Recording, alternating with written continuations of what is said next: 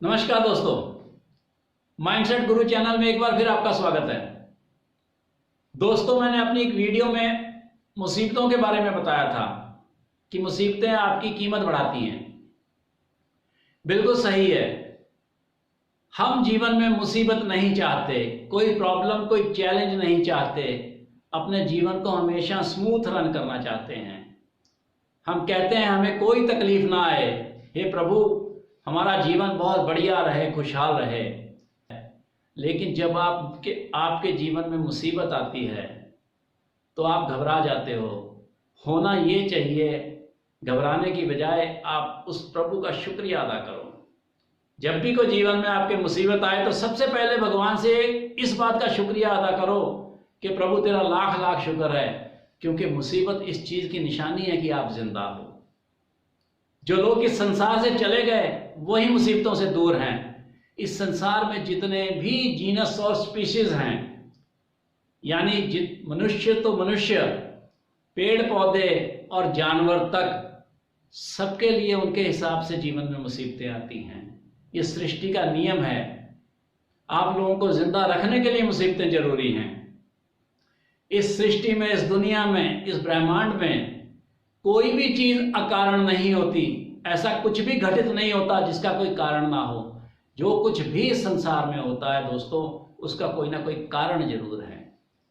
हम तड़पते तब हैं जब हम उस कारण को समझ नहीं पाते। जिस दिन हम किसी चीज का कारण समझ लेते हैं उस दिन हमारी संतुष्टि हो जाती है।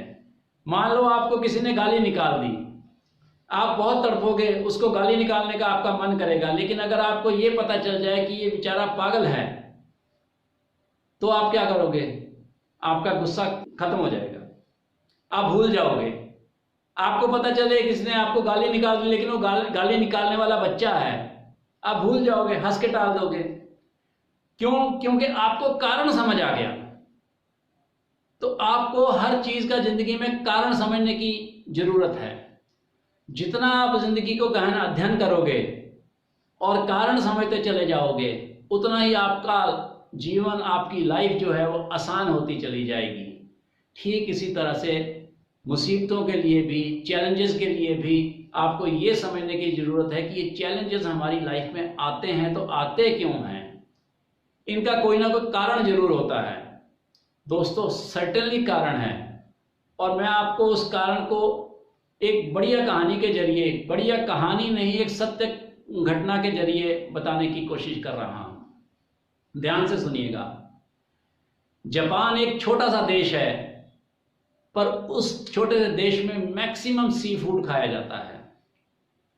और जापान में जितना सी फूड की कंजम्पशन है, उसके कारण धीरे धीरे एक समय ऐसा आया कि जापान के समुद्री तट के नजदीक की मछलियां खत्म होनी शुरू हो गई।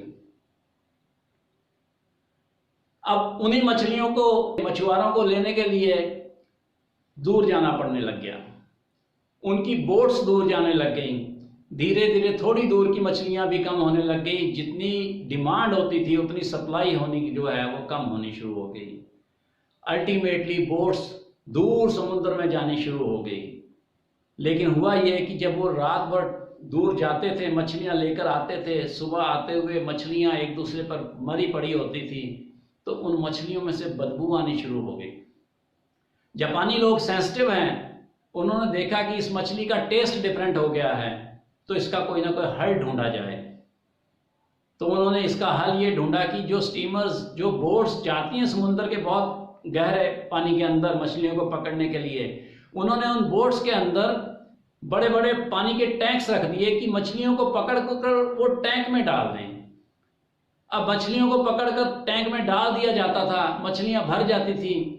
और होता क्या था कि वो आते आते मछलियां उसी टैंक में रहती थी तो शीतल रहती थी।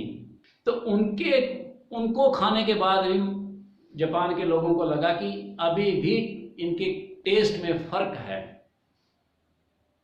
ये वो फ्रेश जो है एहसास नहीं मिलता जो होना चाहिए था। तो इसके लिए बड़े उपाय सोचे गए, बड़ी ब्रेनस्टॉर्मिंग की गई और फिर एक हल ढूंढा गया। वो हल ये था कि जो टैंक रखे गए पानी के बड़े बड़े, उनमें जब वो मछलियां डालते थे तो उसमें एक शार्क मछली का बच्चा डाल देते थे। अब शार्क मछली बाय नेचर शिकारी किस्म की है, वो अपने साइज को बिना देखे सामने वाले पर टूट पड़ती है। तो जैसे ही उस टैंक में मछलियां डाली जाती, उस पर पहले से ही मौजूद शार्क मच्छी जो है वो अपने शिकार के लिए पूरे टैंक में भागदड़ मचा देती। तो वो लगातार पूरे टैंक में भागदड़ मचाए रखती शिकार करने के लिए, और वो मछलियां जो हैं वो टैंक में लगातार घूमती रहती हैं और एक्टिव रहती। इस तरह से उन्होंने जब देखा कि ये मछलियां जो पहुंचने लगी किनारे पर, तो ये बिल्कुल ताज़ी मछलियों की तरह हैं और इनके टेस्ट में कोई फर्क नहीं आया। जापानियों को तो उनकी प्रॉब्लम का सलूशन मिल गया। लेकिन इस बात से मैं आपको दोस्तों ये समझाने की कोशिश कर रहा हूँ कि जब आपके जीवन में कोई प्रॉब्लम्स आती हैं, चैलेंजेस आते हैं, तो वो आपकी शीतलता को दूर करती हैं।